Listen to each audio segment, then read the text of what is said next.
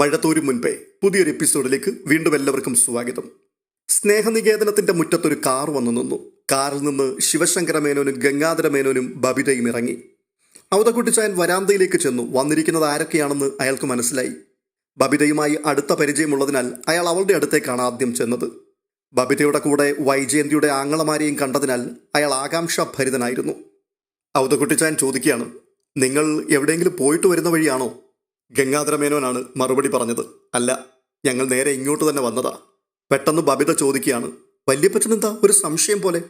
അവതക്കുട്ടിച്ചാൻ ഗംഗാധര മേനോന്റെയും ശിവശങ്കര മേനോന്റെയും നേർക്ക് കണ്ണയച്ചുകൊണ്ട് പറയുകയാണ്, അല്ല, നിന്റെ കൂടെ ഇവരും കൂടി വന്നത് കണ്ടിട്ട് ചോദിച്ചതാണ്. അത് കൊള്ളാലോ, അവർക്ക് അവരുടെ പെങ്ങളെ കാണണ്ടേ? ഒരു മുന്നറിയിപ്പ് പോലും ഇല്ലാതെ വന്നതുകൊണ്ടല്ലേ? വരുമെന്ന് അലീന പോലും പറഞ്ഞില്ല. അത് പിന്നെ വല്യപ്പച്ച ഇന്ന് രാവിലെയാ തീരുമാനിച്ചത്. ഗംഗാധര മേനോനും ശിവശങ്കര മേനോനും കാറിൽ നിന്നും ഇറങ്ങി മുറ്റത്ത് തന്നെ നിൽക്കുകയാണ്. അവതക്കുട്ടിച്ചായൻ അവരോട് കയറിയിരിക്കുവാൻ പറഞ്ഞു. അവർ വരാന്തയിലേക്ക് കയറി വന്നു. അവതക്കുട്ടിച്ചായൻ വീണ്ടും ബബിതയോട് ചോദിക്കുകയാണ്, നിങ്ങളിന്ന് വരുന്നുണ്ടെന്ന് നീ അലീനയോട് പറഞ്ഞില്ലായിരുന്നു കൊച്ചേ? ഇല്ല, ഇന്നലെയാ ഗംഗാധരൻ അങ്കിള് നീലഗിരിയിൽ നിന്ന് വന്നത്. ഇന്ന് രാവിലെ എന്നെ വിളിച്ചു പറഞ്ഞു നമുക്ക് കഴക്കൂട്ടത്തിന് പോകണമെന്ന്. അലീന ചേച്ചിയും അമ്മയും ഒന്ന് ഞെട്ടിക്കാമെന്ന് വിചാരിച്ചിട്ടാ ഞങ്ങൾ വിളിച്ചു പറയാതിരുന്നത്. അതേതായാലും നന്നായി. ഞെട്ടാൻ തൽക്കാലം നിന്റെ അമ്മ മാത്രമേ ഇവിടെ ഇപ്പോൾ ഉള്ളൂ. അലീന രാവിലെ തന്നെ കുളത്തുപുഴയ്ക്ക് പോയി. അയ്യോ, കഷ്ടമായിപ്പോയല്ലോ. ബബിതയുടെ മുഖം വാടി. കുളത്തുപുഴയ്ക്ക് പോകുന്ന കാര്യം കള്ളി എന്നോട് പറഞ്ഞില്ലായിരുന്നല്ലോ. ഇങ്ങോട്ട് വരുന്ന കാര്യം നീ അവളോടും പറഞ്ഞില്ലല്ലോ. സാരമില്ല, ഞാൻ പിടിച്ചോളാം. പക്ഷാഘാതം വന്ന് കിടപ്പിലായ വൃദ്ധയ്ക്ക് സ്പൂണിൽ കഞ്ഞി കോരി കൊടുത്തുകൊണ്ട് ഡോർമെട്രിയിൽ ഇരിക്കുകയായിരുന്നു വൈജയന്തി. ആളുകൾ വരുന്ന കാരൊച്ച കേട്ട് അവൾ മുഖം തിരിച്ചു നോക്കി. ഗംഗേട്ടനും ശിവേട്ടനും പിന്നെ ബബിതയും. വൈജയന്തി അത്ഭുത സ്തബ്ധയായി എഴുന്നേറ്റു. അവർ 3 പേരും അവളുടെ സമീപത്തേക്ക് വന്നു. ഗംഗാധര മേനോൻ അവളെ മാത്രമല്ല ഡോർമെട്രിയിൽ കിടക്കുന്നവരെ എല്ലാം നോക്കുന്നുണ്ടായിരുന്നു. ചിലർ എഴുന്നേറ്റ് കിടക്കയിലിരുന്ന് അവരെ നോക്കി. ഗംഗാധര മേനോൻ വൈജയന്തിയോട് പറയുകയാണ്, ഇരുന്നു, നിന്റെ ജോലി നടക്കട്ടെ. ശിവശങ്കര മേനോൻ ഈ സമയത്ത് ചുറ്റുപാടും പരതി നോക്കിക്കൊണ്ടിരിക്കുകയാണ് ആശ്ചര്യത്തോടെ. വൈജയന്തി വീണ്ടും കിടക്കയിലിരുന്ന് വൃദ്ധയ്ക്ക് കഞ്ഞി കോരി കൊടുക്കുന്ന ജോലി തുടർന്നു. ബബിത കൗതുകത്തോടെ അമ്മയെ തന്നെ നോക്കിക്കൊണ്ട് നിൽക്കുകയാണ്. അമ്മയുടെ മുഖത്ത് ഒരു പ്രത്യേക തെളിച്ചമുണ്ടെന്ന് അവൾ കണ്ടു. അമ്മയുടെ കണ്ണുകളിൽ സ്നേഹദീപ്തി വിളങ്ങുന്നു. സ്നേഹലോലുപയായ ഒരമ്മയുടെ മുഖം. ഭയമോ ഉത്കണ്ഠയോ കാലുഷ്യമോ സംശയങ്ങളോ ഒന്നുമില്ലാത്ത സന്തുഷ്ടമായ മുഖം. അമ്മയ്ക്ക് ഓജസ്സും സൗന്ദര്യവും വർദ്ധിച്ചിരിക്കുന്നു. വൈജയന്തി തല ഉയർത്തി ബബിതയുടെ മുഖത്തേക്ക് നോക്കിക്കൊണ്ട് പറയുകയാണ്, ഞാൻ ഇപ്പോൾ വരാൻ കേട്ടോടി, ഇതൊന്ന് കൊടുത്തു തീർത്തോട്ടെ. ബബിതയുടെ കണ്ണിൽ നനവൂറി നിന്നു. ശിവശങ്കര മേനോനും ഗംഗാധര മേനോനും കൂടി അവതക്കുട്ടിച്ചായന്റെ പിന്നാലെ മുൻപോട്ട് നീങ്ങി. രേവതിക്കുട്ടി കിച്ചണിലായിരുന്നു. ശിവശങ്കര മേനോനെ പെട്ടെന്ന് അവൾ തിരിച്ചറിഞ്ഞു. പക്ഷെ ഗംഗാധര മേനോനെ ഓർത്തെടുക്കേണ്ടി വന്നു. അവതക്കുട്ടിച്ചായൻ അപ്പോൾ പറയുകയാണ്, ബബിതയും വന്നിട്ടുണ്ട്. എവിടെ? വൈജയന്തിയുടെ അടുത്തുണ്ട്. രേവതിക്കുട്ടി പച്ചക്കറി നുറുക്കുന്നത് നിർത്തിയിട്ട് ഡോർമെട്രിയിലേക്ക് ചെന്നു. അവതക്കുട്ടിച്ചായൻ ശിവശങ്കര മേനോനെയും ഗംഗാധര മേനോനെയും തിരികെ കൂട്ടിക്കൊണ്ടുപോയി വരാന്തയിലെ ഇരിപ്പിടങ്ങളിലിരുത്തി. അല്പം കഴിഞ്ഞപ്പോൾ വൈജയന്തിയും അങ്ങോട്ട് വന്നു. അവർ തിരക്കുകയാണ്, ഗംഗേട്ടൻ എന്നാ വന്നത്? ഇന്നലെ. നീ ഇരിക്ക്. വൈജയന്തി ഇരുന്നു. ഇവിടെ നിനക്ക് സുഖമാണോ? അതെ. ജോലി നീ തീർത്തും ഉപേക്ഷിച്ചു അല്ലേ? ഞങ്ങളോട് ഒരു വാക്കുപോലും ചോദിക്കാതെ. ജോലി ചെയ്യേണ്ടത് ഞാനല്ലേ ഗംഗേട്ട? എനിക്കത് മതിയായി. നീ കടപ്പാട്ടൂരേക്ക് വരുന്നില്ലേ? വരും, പക്ഷേ സ്ഥിരതാമസത്തിനില്ല. ബാലചന്ദ്രനും നീയും തമ്മിൽ എന്തെങ്കിലും സംസാരം ഉണ്ടായോ? അവിടെ താമസിക്കാൻ സമ്മതിക്കത്തില്ലെന്നോ മറ്റോ അവൻ നിന്നോട് പറഞ്ഞു? ഇല്ല, ബാലേട്ടൻ ഒരിക്കലും അങ്ങനെ പറയില്ലെന്ന് എനിക്കറിയാം. അത്രയ്ക്ക് പാവമാണ് ബാലേട്ടനെന്ന് ഇന്നെനിക്ക് തിരിച്ചറിയുവാൻ കഴിയുന്നുണ്ട്. വൈജയന്തിയുടെ സ്വരത്തിൽ തീരാത്തൊരു സങ്കടത്തിന്റെ നനവ് പടർന്നു. അപ്പോൾ ഗംഗാധര മേനോൻ വീണ്ടും ചോദിക്കുകയാണ്, പിന്നെ നിനക്കെന്താ തടസ്സം അവിടെ താമസിക്കാൻ? ഇല്ല ഗംഗേട്ട, ഇനി ഞാൻ ഇവിടെയാ, എൻ്റെ മോളുടെ കൂടെ. ജയന്തി, നിനക്കിവിടെ വന്ന് ഈ അനാഥരെ ശുശ്രൂഷിക്കുകയും അവരെ കുളിപ്പിക്കുകയും അവർക്ക് കഞ്ഞി കോരി കൊടുക്കുകയും ഒക്കെ ചെയ്യേണ്ട വല്ല കാര്യവുമുണ്ടോ? നീ ആ സമയത്ത് കോളേജിൽ പഠിപ്പിക്കാൻ പോയിട്ട് ആ ശമ്പളം ഇങ്ങോട്ട് കൊടുത്തിരുന്നെങ്കിൽ നിനക്ക് പകരം 10 പേരെ വെച്ച് ഈ ജോലി ചെയ്യിക്കാം. അതിനൊരു അന്തസ്സുമുണ്ട്. അങ്ങനെ പറയരുത് ഗംഗേട്ട. എൻ്റെ മോൾക്ക് 23 വർഷം അന്നം കൊടുത്ത് വളർത്തിയ സ്ഥാപനമല്ലേ ഇത്. ആ കടം തീർക്കാൻ ഈ ജന്മം എനിക്ക് മതിയാവില്ലല്ലോ. ആ ഒരു സങ്കടം മാത്രമേ ഉള്ളൂ എൻ്റെ മനസ്സിൽ. വേറെ എവിടെയെങ്കിലും പോയി എത്ര അന്തസ്സുള്ള ജോലി ഞാൻ ചെയ്താലും എത്ര ലക്ഷങ്ങൾ വാരിക്കൊടുത്താലും ആ കണക്ക് തീർക്കാൻ പറ്റുമോ? ഇപ്പോൾ ഒറ്റ പ്രാർത്ഥനയുള്ളൂ ഗംഗേട്ട എൻ്റെ മനസ്സിൽ. എൻ്റെ അവസാന ശ്വാസം വരെ എൻ്റെ മോൾക്ക് വേണ്ടി. പൊടുന്നനെ ഒരു ഗദ്ഗതം വന്ന് വൈജയന്തിയുടെ വാക്കുകളെ തടഞ്ഞു. പക്ഷെ ജയന്തി, നിനക്ക് വേറെയും മക്കളുണ്ട്. അവരോടുള്ള ഉത്തരവാദിത്വം നീ മറക്കരുത്. ബാലേട്ടനുണ്ടല്ലോ ഗംഗേട്ട അവർക്ക്. അല്ലെങ്കിലും അവരുടെ എല്ലാം കാര്യം എൻ്റെ മോള് നോക്കിക്കോളും. രേവതിക്കുട്ടി ഈ സമയത്ത് അവർക്ക് കുടിക്കുവാൻ നാരങ്ങാവെള്ളം നിറച്ച ഗ്ലാസുകൾ ട്രേയിൽ കൊണ്ടുവന്നു. അതോടെ അവരുടെ സംഭാഷണങ്ങൾക്ക് താൽക്കാലിക വിരാമമായി. കട്ടിലിരുന്നു കൊണ്ട് അലീനയുടെ മുടി പിന്നിക്കെട്ടിക്കൊടുക്കുന്നതിനിടയിൽ ടാനിയ പരിഭവത്തോടും വല്ലായ്മയോടും കൂടി ചോദിക്കുകയാണ്, ചേച്ചി എന്തിനാ ഇപ്പം അങ്ങോട്ട് ഓടിപ്പോകുന്നേ? ഒരു ദിവസം ഇവിടെ അങ്ങ് താമസിച്ചുകൂടെ? ഇന്ന് തന്നെ ഞാൻ അവിടെ ചെല്ലണം മോളെ. അമ്മയെ കിട്ടിയപ്പോൾ അലീന ചേച്ചിക്ക് ഞങ്ങളെ വേണ്ടതായി അല്ലേ? അത് കേട്ടതും അലീന ടാനിയയുടെ കൈത്തണ്ട തപ്പിപ്പിടിച്ചുകൊണ്ട് പറയുക, ദേ ഒരു നുള്ളു വെച്ച് തരും ഞാൻ കേട്ടോ. ഉടനെ ടെൽസയുടെ കമന്റ്, കൊടുക്കുക ചേച്ചി, അവൾക്ക് നല്ലൊരു നുള്ളു വെച്ച് കൊടുക്ക്. ടെൽസ അലീനയുടെ മടിയിൽ തല വെച്ച് കിടന്ന് അലീനയുടെ കൈവിരലുകളിലെ നഖം കടിക്കുകയാണ്. ചേച്ചി ഇന്നിങ്ങോട്ട് വന്നതല്ലേ ഉള്ളൂ, ഉടനെ അങ്ങോട്ട് പോവായി. ടാനിയ വീണ്ടും പരിഭവിച്ചു. ഞാൻ വന്നതേ ഉള്ളൂ മോളെ, കാലത്ത് 9 മണിക്ക് ഞാൻ എത്തിയതല്ലേ ഇവിടെ. ഇപ്പൊ സമയം എത്രയെന്ന് നോക്കിയേ, 3:30. ഈ സമയം മുഴുവൻ ഞാൻ നിന്റെ അടുത്ത് തന്നെ അല്ലായിരുന്നോ? പപ്പയോട് പോലും വർത്തമാനം പറഞ്ഞില്ല. എൻ്റെ അടുത്തായിരുന്നെന്നോ? അയ്യോ, മമ്മിയുടെ അടുത്ത് എത്ര സമയം ഇരുന്നു? അതും എൻ്റെ അക്കൗണ്ടിലോട്ട് അങ്ങ് എഴുതിയോ? ആ, മമ്മിയുടെ അടുത്ത് ഞാൻ സംസാരിക്കുമ്പോഴും നീ എൻ്റെ കൂടെ ഉണ്ടായിരുന്നല്ലോ. പക്ഷെ ചേച്ചി അന്നേരം സംസാരിച്ചുകൊണ്ടിരുന്നത് മമ്മിയോട് മാത്രമല്ലേ? ഓ, നിന്നെ കൊണ്ട് ഞാൻ തോറ്റു. ഞാൻ ആയുധം വെച്ച് കീഴടങ്ങുന്നു. അപ്പൊ ഇന്ന് പോകുന്നില്ല അല്ലേ? ടാനിയ പ്രത്യാശയോടെ ചോദിച്ചു. പോണം മോളൂ, അടുത്ത ആഴ്ച ഞാൻ വരാം. പിന്നെ ടാനിയ നിർബന്ധിച്ചില്ല. അവൾക്കറിയാം അവരോടുള്ള സ്നേഹം കൊണ്ടാണ് കഴക്കൂട്ടത്തെ എല്ലാ തിരക്കുകളും അവിടെ ഇട്ടിട്ട് അലീന കുളത്തുപുഴയിലേക്ക് ഓടി വരുന്നതെന്ന്. വന്നപ്പോൾ മുതൽ അവൾ ടാനിയയോടും ടെൽസയോടും ഒപ്പമായിരുന്നു. അവളുടെ വാത്സല്യത്തിന് ഒരു കുറവും സംഭവിച്ചിരുന്നില്ല. വീണ്ടും വീണ്ടും അവൾ വരുമെന്നും അവർക്കറിയാം. എങ്കിലും അലീന തിരിച്ചു പോവുകയാണെന്ന് വിചാരിക്കുമ്പോൾ മനസ്സിലൊരു ശൂന്യത വന്ന് നിറയുന്നത് പോലെ. ടെൽസ അപ്പോൾ ചോദിക്കുകയാണ്, എന്നെ എന്നാ ചേച്ചി കഴക്കൂട്ടത്തിന് കൊണ്ടുപോകുന്നേ? ഇനി 1 മാസം കൂടി കഴിയുമ്പോൾ നിന്നെ ഞാൻ കൊണ്ടുപോകും. പെട്ടെന്ന് ടാനിയ അലീനയുടെ മുഖം പിടിച്ച് തൻ്റെ നേർക്ക് തിരിച്ചുകൊണ്ട് ചോദിക്കുകയാണ്, അപ്പം ഞാനോ? എനിക്കും അവിടെ ഒന്ന് പഠിച്ചാൽ മതി. അപ്പം പിന്നെ ടോജയുടെ കാര്യം ആര് നോക്കൂടി? മമ്മിയുടെ കാര്യങ്ങൾ ആര് ശ്രദ്ധിക്കും? മമ്മിക്കിപ്പോൾ കുഴപ്പമൊന്നുമില്ലല്ലോ ചേച്ചി. എഴുന്നേറ്റ് നടക്കാം, അത്യാവശ്യത്തിന് ജോലി ചെയ്യാം. മടി പിടിച്ചിരിക്കുന്നതിന് എന്തെങ്കിലും മരുന്നുണ്ടെങ്കിൽ അത് മാത്രം കൊടുത്താൽ മതി. ഉടനെ ടെൽസ അടക്കി ചിരിച്ചുകൊണ്ട് പറയുക, അതിനുള്ള മരുന്നാണ് ചൂരൽ കഷായം. ചേച്ചി, ടോജോയും പപ്പയും മമ്മിയും കൂടി ഇവിടെ താമസിക്കട്ടെ, അങ്ങനെയല്ലേ വേണ്ടത്? അത് പറഞ്ഞതിനു ശേഷം ഒരു അനുകൂല അഭിപ്രായത്തിന് വേണ്ടി ടാനിയ അലീനയുടെ കണ്ണുകളിലേക്ക് നോക്കി. ആ, അത് തന്നെയാണ് വേണ്ടത്, അലീന ശരിവെച്ചു. ടാനിയയ്ക്ക് അത് സന്തോഷമായി. എന്നാൽ പിന്നെ ഞാൻ അങ്ങനെ പ്ലാൻ ചെയ്യട്ടെ? പപ്പയോടും കൂടി ചോദിച്ചിട്ട് മതി. അലീന ചേച്ചി സപ്പോർട്ട് ചെയ്യണേ. ആ, അത് ഞാൻ ഏറ്റു.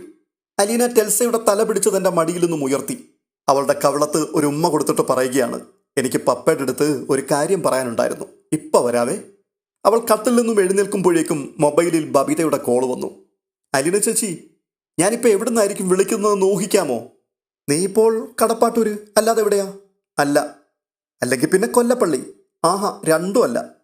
അലീന ചേച്ചി ഇപ്പോൾ എവിടെയാണെന്ന് ഞാൻ പറയട്ടെ? ആ, പറയ്. കുളത്തുപുഴ. നീ എങ്ങനെ അറിഞ്ഞു ഞാനിപ്പോൾ കുളത്തുപുഴയാണെന്ന്? അതെ, ഞാനിപ്പോൾ നിൽക്കുന്നത് സ്നേഹനികേതനത്തിലാ. അയ്യോടി, നീ എപ്പോൾ വന്നു അവിടെ? വന്നിട്ടിപ്പോൾ 1 മണിക്കൂറായി. നീ ഒറ്റയ്ക്കാണോ മോളെ വന്നത്, അതോ? നീലഗിരി അങ്കിളും കൊല്ലപ്പള്ളിയിലെ അങ്കിളും ഉണ്ട്. എന്തുപറ്റി എല്ലാവരും കൂടി ഒരു സർപ്രൈസ് വിസിറ്റിംഗ്? ഒന്നുമില്ല ചേച്ചി, ചുമ്മാ. ചേച്ചി ഇങ്ങോട്ട് വരുന്നുണ്ടോ? ഉണ്ട് മോളെ, ഞാൻ ഉടനെ തിരിക്കുക അവിടുന്ന്. ഒരുപാട് നേരം നിൽക്കാൻ പറ്റില്ല, വേഗം വന്നാൽ ഞങ്ങളെ കാണാം. നിങ്ങൾ ഇന്ന് തന്നെ അങ്ങ് പോവുമോ? പിന്നെ പോകാതെ, അങ്കിളുമാർ 2 പേരും പോകാൻ റെഡിയായി നിൽക്കുക. എന്നാ മോളെ അവർ പോട്ടെ, നിനക്ക് നാളെ പോയാൽ പോരെ? നന്നായി എൻ്റെ പൊന്നു മോളെ, കൃഷ്ണമോൾ അവിടെ തനിച്ചേ ഉള്ളൂ. ശോ, കഷ്ടം. അലീനയ്ക്ക് വല്ലായ്മയായി. സാരമില്ല, അലീന ചേച്ചി കടപ്പാട്ടൂരേക്ക് വന്നാൽ മതി അടുത്ത ആഴ്ച. കുളത്തുപുഴ മാത്രം പോയാൽ പോരല്ലോ. ഓ, നീ പറഞ്ഞില്ലെങ്കിലും ഞാൻ അങ്ങ് വരും കേട്ടോ. എടി, ഈ അങ്കിൾമാർക്കൊപ്പം നീയും കൂടെ വന്നതിൻ്റെ പിൻപിൽ എന്തെങ്കിലും ഉദ്ദേശം ഉണ്ടോടി? അമ്മയെ ഒന്ന് ഉപദേശിക്കാൻ വേണ്ടി വന്നതാ, അത്ര മാത്രമേ ഉള്ളൂ. എന്നിട്ട് എന്തായി? അമ്മയ്ക്കിപ്പോൾ ഒറ്റ മോളല്ലേ ഉള്ളൂ, അതും കൈക്കുഞ്ഞ്. അവളെ വിട്ടിട്ട് എങ്ങോട്ടെങ്കിലും പോകാൻ പറ്റുമോ അമ്മയ്ക്ക്? മോള് കിടന്ന് നിലവിളിച്ചെങ്കിലോ? പാലുകൂടി മാറിയിട്ടില്ലെന്നേ രേവതിക്കുട്ടി എൻ്റെ അടുത്ത് എല്ലാം പറഞ്ഞു. ലജ്ജയും ജാള്യവും കൊണ്ട് അലീന കൂമ്പിപ്പോയി. പറഞ്ഞത് ആരെങ്കിലും കേട്ടോ എന്നറിയാനെന്ന വണ്ണം അവൾ ചുറ്റും നോക്കി. പൊടി കുശുമ്പി. വേറൊരു വാക്കും കിട്ടാഞ്ഞിട്ട് അലീനെ അങ്ങനെ പറഞ്ഞു നിർത്തി. ആ, ഇത്തിരി കുശുമ്പൊക്കെ ഉണ്ട്. ഞങ്ങളുടെ അമ്മയെ ഒറ്റയ്ക്കങ്ങ് അടിച്ചു മാറ്റിയല്ലോ. ഞങ്ങളുടെ അമ്മയോ? ഓ, നമ്മുടെ അമ്മ. സമ്മതിച്ചു. എന്നാലും കുശുമ്പിനേക്കാൾ കൂടുതലും സന്തോഷമാകട്ടോ. രേവതിക്കുട്ടി പറയുന്നത് കേട്ടപ്പോൾ എൻ്റെ കണ്ണൊക്കെ അങ്ങ് നിറഞ്ഞുപോയി. ഇനി എനിക്ക് അമ്മയും മോളെയും കൂടി ഒന്നിച്ചൊന്ന് കാണണം. ഇപ്രാവശ്യം കാണാമെന്ന് വിചാരിച്ചു വന്നതാ, പക്ഷെ പറ്റിയില്ല. അലീന മിണ്ടാതെ നിന്നു. മനസ്സിനുള്ളിൽ ഒരു നിറവ് വന്ന് തിങ്ങുന്നുണ്ട്. കരളിലൊരു കോരിത്തരിപ്പ്. മനസ്സിനുള്ളിലെ തൊട്ടിലിൽ ഒരു ഇളം പൈതൽ ആരുടെയോ കാലൊച്ചയ്ക്ക് കാതോർത്ത് കിടന്ന് കൈവിരലുണ്ണുന്നു. അലീന ചേച്ചി. അയ്യോ, കട്ടായോ എന്നറിയാനാ. വെക്കട്ടെ, ഞാൻ പിന്നെ വിളിക്കാമേ. ശരിയടി. കോള് കട്ടായി കഴിഞ്ഞും അലീന ഒരു മധുരം നുണഞ്ഞതുപോലെ അല്പനേരം അനങ്ങാതെ നിന്നു. സ്റ്റാൻലി തോട്ടത്തിലേക്ക് പോകുവാൻ വേണ്ടി ജീപ്പിന്റെ സ്വിച്ച് കീയും എടുത്ത് ഇറങ്ങാൻ ഭാവിക്കുകയായിരുന്നു. അപ്പോഴാണ് അലീന മുറിയിലേക്ക് ചെന്നത്. സ്റ്റാൻലി നെറ്റി ചുളിച്ച് അവളെ ഒന്ന് നോക്കി. പോവാണെന്ന് പറയാൻ വന്നതാ പപ്പ. ഇപ്പം തന്നെ പോണോ? സന്ധ്യയ്ക്ക് മുൻപ് അങ്ങ് ചെല്ലണ്ടേ? നീ ഇന്നിങ്ങ് വന്നതല്ലേ ഉള്ളൂ. അവിടെ ഒരുപാട് ജോലിയുണ്ടല്ലോ പപ്പ. നിന്റെ അമ്മയില്ലേ അവിടെ? രേവതിക്കുട്ടിയില്ലേ? അപ്പച്ചനില്ലേ? എന്നാലും പോണം പപ്പായെ. സ്റ്റാൻലി അവളെ ചുഴിഞ്ഞൊന്ന് നോക്കി. എന്നിട്ട് പറയുകയാണ്, രേവതിക്കുട്ടി മാത്രമുള്ളപ്പോൾ പോലും നീ ഇവിടെ വന്ന് ഒരു ദിവസം താമസിച്ചിട്ടുണ്ട്. ശരി, നിന്റെ ഇഷ്ടം പോലെ. ഞാനൊരു കാര്യം ചോദിച്ചാൽ പപ്പ ദേഷ്യപ്പെടുവോ? സ്റ്റാൻലി ഗൗരവത്തിൽ പറയുകയാണ്. ആ, ദേഷ്യപ്പെടും. അതിന് ഞാൻ കാര്യം എന്താണെന്ന് പറഞ്ഞില്ലല്ലോ. മുഖവുര കേട്ടപ്പോഴേ എനിക്ക് മനസ്സിലായി ദേഷ്യപ്പെടേണ്ട കാര്യമായിരിക്കും നീ പറയാൻ വരുന്നതെന്ന്. ദേഷ്യപ്പെടല്ലേ പപ്പായി. പപ്പ സമ്മതം തരികയും വേണം. നീ കാര്യം പറ, ഞാൻ കേൾക്കട്ടെ. ഞാൻ അമ്മയും കൂട്ടി ആഗ്രയിലേക്കൊന്ന് പോയിക്കോട്ടെ. സ്റ്റാൻലി ആശ്ചര്യസ്തബ്ധനായിപ്പോയി. ആഗ്ര, വൈജയന്തി, അലീന, താൻ ഇവ തമ്മിൽ കൂടിക്കുഴഞ്ഞ് സ്വപ്ന സദൃശ്യമായൊരു വികാരം ഹൃദയത്തിൽ വന്ന് അല തല്ലുന്നത് അയാളെ വികാരഭരിതനാക്കി. അത് മറയ്ക്കുവാൻ ശ്രമിച്ചുകൊണ്ട് ഗൗരവം വിടാതെ അയാൾ ചോദിക്കുകയാണ്, ആഗ്രയിലെന്താ വിശേഷം? എൻ്റെ ഒരു കൊതിയാ പപ്പ. എനിക്ക് ആ സ്ഥലമൊക്കെ ഒന്ന് കാണണം. താജ്മഹൽ കാണാനാണോ? അതൊന്നുമല്ല, വേറെ ചില സ്ഥലങ്ങളാ. ഇത് പറയുമ്പോൾ അലീനയുടെ കണ്ണിൽ ഒരു കള്ളനോട്ടത്തിൻ്റെ മലരി വിരിഞ്ഞു. ഒരു കുസൃതി ചിരിയുമുണ്ടായി. ഏതൊക്കെ സ്ഥലങ്ങളാണെന്ന് സ്റ്റാൻലിക്ക് ചോദിക്കണമെന്നുണ്ടായിരുന്നു. പക്ഷേ തിരിച്ചറിയുവാൻ കഴിയാത്തൊരു വികാരം അയാളെ തടഞ്ഞു. ഒടുവിൽ അലീന തന്നെ പറയുകയാണ്, എനിക്ക് പപ്പയുടെയും അമ്മയുടെയും കൂടെ ഒന്നിച്ച് ജീവിക്കുവാനുള്ള ഭാഗ്യം കിട്ടിയില്ലല്ലോ പപ്പ. എനിക്കിനി ആ സ്ഥലങ്ങളൊക്കെ കാണാനല്ലേ പറ്റൂ. പപ്പയും അമ്മയും കണ്ടുമുട്ടിയ സ്ഥലം, അമ്മ താമസിച്ചിരുന്ന ക്വാർട്ടേഴ്സ്, അമ്മ പഠിപ്പിച്ചിരുന്ന സ്കൂള്, പിന്നെ എന്നെ ഗർഭിണിയായിരിക്കുമ്പോൾ പപ്പയും അമ്മയും കൂടെ ഒരുമിച്ച് താമസിച്ചിരുന്ന വീട്. അവളുടെ ഛേദോ വികാരങ്ങൾ അയാൾക്ക് മനസ്സിലാക്കാൻ സാധിക്കുന്നുണ്ടായിരുന്നു. സ്റ്റാൻലി അപ്പോൾ ചോദിക്കുകയാണ്, നിങ്ങൾ രണ്ടുപേരും കൂടി പോകാനാ? പപ്പ സമ്മതിച്ചാൽ മാത്രം മതി. വൈജയന്തിയോട് നീ പറഞ്ഞോ? ഇല്ല, പറയണം. സ്റ്റാൻലി അല്പനിമിഷം ചിന്താധീനനായി നിന്നു. എന്നിട്ട് വീണ്ടും ചോദിക്കുകയാണ്, അവൾക്ക് നിന്നോടിപ്പോൾ സ്നേഹമാണോ? ആ പപ്പ, സ്നേഹമാണ്. അലീന മേശയിൽ നഖം കോറിക്കൊണ്ട് മുഖം താഴ്ത്തി നിന്നു. അപ്പോൾ വീണ്ടും ചോദ്യം, നിന്നോട് മോശമായിട്ട് പെരുമാറിയതെല്ലാം ഓർത്തിട്ട് അവൾക്കിപ്പോൾ സങ്കടമുണ്ടോ? അലീന പതിയെ തലയാട്ടി. അപ്പോൾ മേശപ്പുറത്തേക്ക് കണ്ണുനീർത്തുള്ളികൾ അടർന്നു വീണു. അമ്മയും മകളും തമ്മിൽ അതിലോലവും അതേസമയം തന്നെ അതീവ ഗാഠവുമായൊരു ദൃഢബന്ധം ഉരുത്തിരിഞ്ഞു വന്നിട്ടുണ്ടെന്ന് സ്റ്റാൻലിക്ക് മനസ്സിലായി. ഒരേ സമയം തന്നെ പട്ടുനൂൽ പോലെ നേർത്തതും ഉരുക്ക് കമ്പി പോലെ മുറുകിയതും, ഒരേ സമയം തന്നെ സ്നേഹാനുഭൂതികളാൽ ആനന്ദപൂരിതവും നഷ്ടബോധത്താൽ അത്യന്തം സങ്കടപൂർണവും. സ്റ്റാൻലി ആ വേദനയിലൂടെയും സന്തോഷത്തിലൂടെയും കടന്നുപോയിട്ടുണ്ട്. അതിനാൽ അയാൾക്കത് തിരിച്ചറിയുവാൻ കഴിയും. ഒരു നിമിഷത്തെ മൗനത്തിന് ശേഷം സ്റ്റാൻലി പറയുകയാണ്, നീ പറഞ്ഞ കാര്യം ഞാനൊന്ന് ആലോചിക്കട്ടെ. 25 വർഷം മുമ്പത്തെ ആഗ്രയല്ല ഇന്നുള്ളത്. എന്നാലും താജ്മഹൽ ഇന്നും താജ്മഹൽ തന്നെയാണ്. എനിക്കവിടെ ചില സുഹൃത്തുക്കളൊക്കെ ഉണ്ടായിരുന്നു. ഞാൻ അവരുമായി ബന്ധപ്പെടാൻ ശ്രമിക്കാം. നിങ്ങൾക്കവിടെ വേണ്ട സൗകര്യം ചെയ്തു തരുവാൻ അവർക്ക് കഴിയുമോ എന്ന് അന്വേഷിക്കുകയും ചെയ്യാം. അലീന നനഞ്ഞ കൺപീലികളോടെ അയാളെ നോക്കി പുഞ്ചിരി തൂകി. എനിക്കറിയായിരുന്നു പപ്പ സമ്മതിക്കുമെന്ന്. താങ്ക് യു പപ്പ. ഹേയ്, ഞാൻ സമ്മതിച്ചിട്ടൊന്നുമില്ല, ആലോചിക്കാമെന്നേ പറഞ്ഞിട്ടുള്ളൂ. അത്രയും മതി പപ്പ. പപ്പ ആലോചിക്കുമ്പോഴേക്കും എല്ലാം ശരിയായി വന്നോളും. അവൾ പപ്പയുടെ നേർക്ക് കൈനീട്ടി. അത് യാത്ര പറയുവാനുള്ള ഷെയ്ക്ക് ഹാൻഡാണ്. സ്റ്റാൻലിക്ക് അവൾ പോകുന്നതിൽ വല്ലായ്മയുണ്ടായിരുന്നു. പക്ഷേ മറുവശത്ത് അവളുടെ അമ്മയുണ്ടെന്നുള്ള ഓർമ്മ അയാളുടെ വിഷാദത്തെ മായ്ച്ചു കളഞ്ഞു. തനിക്കും വൈജയന്തിക്കുമിടയിൽ തടസ്സങ്ങളുടേതായ ഒരു നദിയുണ്ട്. എങ്കിലും തങ്ങളെ തമ്മിൽ ബന്ധിപ്പിക്കുന്ന ചെറിയൊരു നൂൽപ്പാലവുമുണ്ട്. തൻ്റെ മകൾ അതിലൂടെ നടന്ന് അക്കരെയുള്ള അമ്മയുടെ അടുത്ത് എത്തിച്ചേരും. അവിടെ നിന്ന് വീണ്ടും പുറപ്പെട്ട് നദിക്ക് ഇക്കരെ തൻ്റെ അടുത്തും വന്നണയുന്നു. ഇപ്പോൾ അയാൾക്ക് തൻ്റെ മനസ്സിൽ ആ നദിയും പാലവും അക്കരെ നോക്കി നിൽക്കുന്ന വൈജയന്തിയെയും കാണുവാൻ കഴിയുന്നുണ്ട്. വലിയ ദൂരമൊന്നുമില്ല. അലീനയ്ക്ക് ഷെയ്ക്ക് ഹാൻഡ് നൽകിയിട്ട് സ്റ്റാൻലി ചോദിക്കുകയാണ്, ഇന്ന് തന്നെ പോകണമെന്ന് നീ തീർച്ചപ്പെടുത്തിയോ? പോണം പപ്പ. ബൈജുവിനോട് ഞാൻ പറയാം കൊണ്ടുവിടാൻ. ഓഹ്, പപ്പ ഇങ്ങനെ പറയാൻ ഞാൻ നോക്കിയിരിക്കുമായിരുന്നു. ആ പെട്രോളിൻ്റെ പൈസ ഇങ്ങ് തന്നേക്ക് പപ്പ, ഞാൻ ബസ്സിൽ പോയിക്കോളാം. ഉടനെ സ്റ്റാൻലി അവളെ തല്ലാൻ കൈയോങ്ങിക്കൊണ്ട് പറയുകയാണ്, വാങ്ങിക്കും നീ എൻ്റെ കയ്യിൽ നിന്ന്. അയാൾ അവളെ ജീപ്പിൽ കയറ്റി കുളത്തുപുഴ ബസ് സ്റ്റാൻഡിൽ കൊണ്ടുപോയി വിട്ടു. ദാ പെട്രോളിൻ്റെ പൈസ. അയാൾ പോക്കറ്റിൽ നിന്നും പണവും എടുത്തു കൊടുത്തു. സ്നേഹനികേതനത്തിൻ്റെ അടുക്കളയിൽ കുറച്ച് പണി ബാക്കിയുണ്ടായിരുന്നു. നാളത്തേക്ക് ഇഡ്ഡലിക്കുള്ള മാവ് ഗ്രൈൻഡറിൽ അരച്ചെടുക്കണം. സാമ്പാറിനുള്ള പച്ചക്കറികൾ കഴുകി നുറുക്കി വെക്കണം. അത്താഴം കഴിച്ച പാത്രങ്ങൾ കഴുകി വെക്കണം. അടുക്കള വൃത്തിയാക്കണം. അങ്ങനെ പലതും. അലീന യാത്ര കഴിഞ്ഞു വന്നതിനാൽ രേവതിക്കുട്ടി ഒന്നിലും അവളെ പങ്കെടുപ്പിച്ചില്ല. രേവതിക്കുട്ടി പറയുകയാണ്, അലീന ചേച്ചി ഈ സന്ധ്യ കഴിഞ്ഞ നേരത്ത് ഒന്നിലും കൈയിട്ട് വാരണ്ട. ഇന്നൊരു ദിവസം ഞങ്ങൾ തന്നെ എല്ലാം ചെയ്തോളാം. ഇത് പറഞ്ഞിട്ട് അവൾക്ക് വിശ്രമം അനുവദിച്ചു. രേവതിക്കുട്ടിയും കുട്ടിയമ്മയും സിന്ധുവും വൈജയന്തിയും കൂടിയാണ് ജോലിയെല്ലാം തീർക്കുന്നത്. അലീന കുളിച്ചു വന്ന് മുടി വിതർത്തിട്ട് ഫാനിന്റെ കീഴിൽ അല്പനേരം നിന്നു. പിന്നെ റൂമിന്റെ വാതിക്കൽ വന്ന് കാത്തുനിൽപ്പായി. അവളുടെ കണ്ണുകളിൽ അക്ഷമ നിറഞ്ഞു വന്നു. ഒടുവിൽ രേവതിക്കുട്ടി വൈജയന്തിയോട് പറയുക, ഇനി അമ്മ പോയി കിടന്നു. അവിടെ കെട്ടിയിട്ട ആട്ടിൻകുട്ടിയുടെ മാതിരി ഒരുത്തി ഇങ്ങോട്ട് തന്നെ നോക്കി നിൽപ്പാ. മേന്ന് കിടന്ന് അലയ്ക്കുന്നില്ലെന്ന് മാത്രമേ ഉള്ളൂ. അത് കേട്ട് സിന്ധുവും കുട്ടിയമ്മയും ചിരിച്ചു. വൈജയന്തി ഒരു പുഞ്ചിരി നുണഞ്ഞുകൊണ്ട് കൈ കഴുകി തുടച്ചു. അമ്മ മുറിയുടെ നേർക്ക് വരുന്നത് കണ്ടപ്പോൾ അലീന പായും കോസടികളും ഷീറ്റും വിരിച്ചു. ഇപ്പോൾ നിലത്ത് വിരിച്ചാണ് രണ്ടുപേരുടെയും കിടപ്പ്. കട്ടിൽ മുറിയിൽ നിന്ന് മാറ്റിയതിനാൽ ധാരാളം സ്ഥലവുമുണ്ട്. വൈജയന്തി മുറിയിൽ കടന്നതും അലീന വാതിലടച്ചു. വൈജയന്തി ഷീറ്റിനു മീതെ ഇരുന്നു. ഇനി മൗന പ്രാർത്ഥനയാണ്. അതൊരു 15 മിനിറ്റോളം നീളും.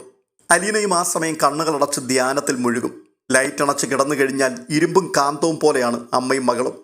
അലീന ഉറുമ്പടക്കം ഒരു കെട്ടിപ്പിടുത്തം. പിടിച്ചു കഴിഞ്ഞാൽ ചെറുവിരൽ അനക്കാൻ പോലും പറ്റാത്ത വിധത്തിലാവും വൈജയന്തി. ലാളനകളുടെയും ഉമ്മകളുടെയും കൂടെ രണ്ടുപേരുടെയും കണ്ണീരുപ്പും കൂടി ഇടകലരും. ചില നേരങ്ങളിൽ തീ പിടിച്ചതുപോലൊരു സ്നേഹമാണ്. ചില നേരങ്ങളിൽ നിലാമഴ നനയുന്നത് പോലെ. ശൈശവത്തിലും ബാല്യത്തിലും ഒന്നും അലീനയ്ക്ക് കിട്ടാതെ ഇരുന്ന സ്നേഹലാളനകളുടെ താരാട്ട് കേട്ട് കണ്ണീരിൽ നനഞ്ഞ തൂവൽ പക്ഷി പോലെ അലീന വൈജയന്തിയുടെ നെഞ്ചിൽ ഒരു നിർവൃതി പൈതലായി പറ്റിച്ചേർന്ന് കിടക്കും. അവിടെ എല്ലാ മൗനത്തിനും വാക്കുകളേക്കാൾ അർത്ഥമുണ്ടായിരുന്നു. ചില മൗനങ്ങൾ അഗാധവും അതിദീർഘവുമായിരിക്കും. അങ്ങനെ ആലിംഗനബദ്ധരായി കിടക്കവേ ചിലപ്പോൾ അമർത്തിപ്പിടിച്ച തേങ്ങലുകൾക്ക് ശേഷം അമ്മ നിശബ്ദയാകുമ്പോൾ അലീന സങ്കല്പിക്കുവാൻ ശ്രമിക്കും, അമ്മയുടെ മനസ്സിലൂടെ ഇപ്പോൾ എന്തൊക്കെയാണ് കടന്നുപോയിക്കൊണ്ടിരിക്കുന്നത് എന്ന്. കടപ്പാട്ടൂരെ വീട്ടിൽ ചെന്ന് വേലക്കാരിയായി താൻ മാസങ്ങൾ താമസിച്ചിട്ടും സ്വന്തം മകളെ തിരിച്ചറിയുവാൻ കഴിഞ്ഞില്ലല്ലോ എന്ന വേദനയാണോ? കഠിനമായി ജോലി ചെയ്യിച്ചും പരിഹസിച്ചും കുറ്റപ്പെടുത്തിയും ദേഷ്യപ്പെട്ടും പലവിധത്തിൽ തെറ്റിദ്ധരിച്ചും മകളെ ദ്രോഹിച്ചതിൻ്റെ പശ്ചാത്താപമാണോ? അച്ഛനുമായി തൻ്റെ പേരു ചേർത്ത് അപവാദം മെനഞ്ഞതിൻ്റെ നീറുന്ന സങ്കടമാണോ? 25 വർഷവും താൻ ഭൂമിയിൽ ജീവിച്ചിരിപ്പുണ്ടായിരുന്നു എന്നറിയാതെ പോയതിൻ്റെ ആത്മനൊമ്പരമാണോ? ഓർക്കാപ്പുറത്താണ് ഉരുൾപൊട്ടുന്നത് പോലെ ഒരു കരച്ചിലുയരുന്നത്. അലീന ഉറക്കം ഞെട്ടി ഉണരുമ്പോൾ അമ്മയുടെ നെഞ്ചിൽ തേങ്ങൽ പക്ഷികൾ ചിറകടിക്കുന്നുണ്ടാവും. ശക്തമായൊരാലിംഗനത്തിൽ അമ്മയെന്ന വിളിയിൽ ഒരൊറ്റ ഉമ്മയിൽ എല്ലാം അടങ്ങും. സങ്കടമേറുമ്പോൾ അലീനയുടെ നെഞ്ചിൽ കിടക്കുന്ന കൈക്കുഞ്ഞാണ് വൈജയന്തി. ഒരു രാത്രിയിൽ അലീന ഉണർന്നു നോക്കുമ്പോൾ അമ്മ അവളുടെ ശിരസ് കൈത്തണ്ടയിലെടുത്തു വെച്ച് മുഖത്തേക്ക് തന്നെ നോക്കിയിരിക്കുകയാണ്. അരികിൽ ഒരു മെഴുകുതിരി കൊളുത്തി വെച്ചിരിക്കുന്നു. അതിൻ്റെ വെളിച്ചത്തിൽ അമ്മയുടെ കവിളിൽ ഒരു ചാലു വെള്ള നൂല് പോലെ തിളങ്ങി നിന്നു. അലീന കൈയുയർത്തി അമ്മയുടെ കവിളിൽ തലോടി. അമ്മ അവളുടെ മുഖത്തേക്ക് മുഖമണച്ച് ദീർഘനിശ്വാസത്തോടെ കിടന്നു. ചിലപ്പോൾ പാതിയുറക്കത്തിൽ അലീനയുടെ മുഖം വൈജയന്തിയുടെ മാറിടത്തിൽ ശിശുസഹജമായ ഒരു അന്തച്ചോദനയിൽ എന്തോ തിരയുന്നതായി വൈജയന്തിക്ക് അനുഭവപ്പെടാറുണ്ട്. അപ്പോൾ വൈജയന്തി അവളുടെ മുഖം തൻ്റെ മാർവിലേക്ക് ഒന്നുകൂടി അമർത്തിപ്പിടിക്കും. അമ്മിഞ്ഞപ്പാലിനു പകരം ദയനീയമായൊരു കരച്ചിലാണ് നെഞ്ചിൽ നിന്നും ചുരന്നു വരുന്നത്. വാർന്നു വീഴുന്നത് കണ്ണുനീരും. ഇന്ന് സുദീർഘമായൊരു മൗനത്തിൽ ലോകത്തിലെ സകല ഭാഷകളിലെയും സ്നേഹപദങ്ങളെ നിഷ്പ്രഭമാക്കുന്ന ആഴമേറിയ വാചാലതയിൽ മുഴുകി ആലിംഗനബദ്ധരായി കിടക്കവേ അലീന സ്വപ്നത്തിൽ നിന്നെന്ന പോലെ ചോദിച്ചു, അമ്മ എന്നെ ഒരു സ്ഥലത്തേക്ക് കൊണ്ടുപോകുമോ? ആ മൂളലിൽ എങ്ങോട്ടെന്നുള്ള ചോദ്യവും ലോകത്തിൻ്റെ ഏതറ്റത്തേക്കും കൊണ്ടുപോകാമെന്ന ഉത്തരവുമെല്ലാം ഉണ്ട്. അലീന പതിയെ പറയുകയാണ്, ആഗ്രയിൽ. അത്രയും കേട്ട മാത്രയിൽ അവളെ വലയം ചെയ്തിരുന്ന വൈജയന്തിയുടെ വലതുകരം ക്രമേണ മുറുകി വന്നു. ഏതോ സ്നേഹസ്മരണയുടെ നദിക്കരയിൽ വെച്ച് വൈജയന്തി മകളുടെ നെറുകയിൽ മുകർന്നു. ഈ എപ്പിസോഡ് ഇവിടെ പൂർണ്ണമാവുകയാണ്. ഈ വീഡിയോ നിങ്ങൾക്ക് ഇഷ്ടപ്പെട്ടിട്ടുണ്ടെങ്കിൽ ദയവായി ഒന്ന് ലൈക്ക് ചെയ്യുകയും ഹൈപ്പ് ചെയ്യുകയും നിങ്ങളുടെ അഭിപ്രായങ്ങൾ കമൻറ്റ് ബോക്സിൽ രേഖപ്പെടുത്തുകയും ചെയ്യുവാൻ മറക്കരുത്. ചാനൽ ഇതുവരെയും സബ്സ്ക്രൈബ് ചെയ്തിട്ടില്ല എങ്കിൽ ദയവായി ഒന്ന് സബ്സ്ക്രൈബ് കൂടി ചെയ്യുക. അടുത്ത വീഡിയോയിൽ വീണ്ടും കാണാം. അതുവരേക്കും ബൈ.